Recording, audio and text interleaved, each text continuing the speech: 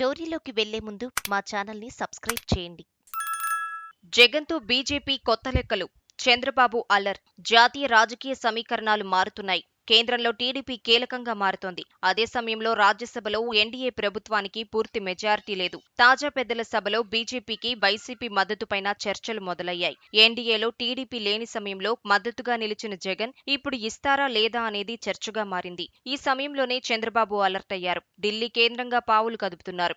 కేంద్రంలో రాజకీయంగా కొత్త లెక్కలు మొదలయ్యాయి. కేంద్రంలో ఎన్డీఏ సంకీర్ణ ప్రభుత్వం కొనసాగుతోంది. రాజ్యసభలోనూ ఎన్డీఏకు పూర్తి మెజారిటీ లేదు. గత 5 ఏళ్ల కాలంలో ఎన్డీఏలో భాగస్వామి కాకపోయినా వైసీపీ పలు సందర్భాల్లో బీజేపీకి మద్దతు ఇచ్చింది. ఇప్పుడు ఏపీ నుంచి టీడీపీ, జనసేన ఎన్డీఏలో భాగస్వామి పక్షాలుగా ఉన్నాయి. రాష్ట్రంలో ఈ రెండు పార్టీలు వైసీపీకి రాజకీయ ప్రత్యర్థులు. తాజాగా లోక్సభ స్పీకర్ ఎన్నిక సమయంలోనూ వైసీపీ మద్దతు బీజేపీ కోరగానే వైఎస్సార్సీపీ అంగీకరించింది.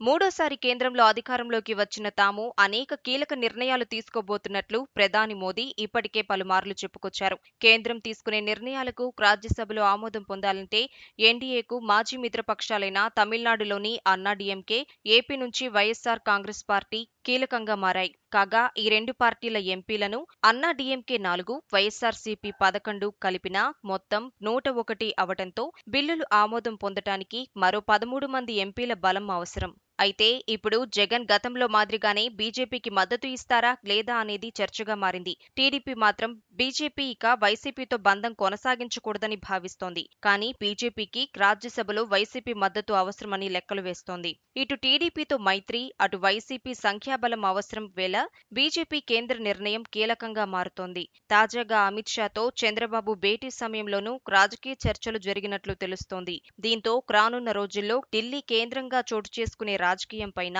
ఉత్కంఠ కొనసాగుతోంది.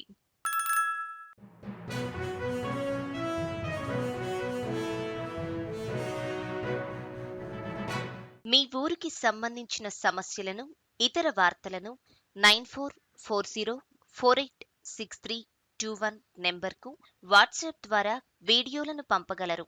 వాటిని మా తెలుగు టీవీలో ప్రసారం చేయటం జరుగుతుంది. మెరుగైన సమాజం కోసం మీతో మేము అడుగులు వేస్తాం.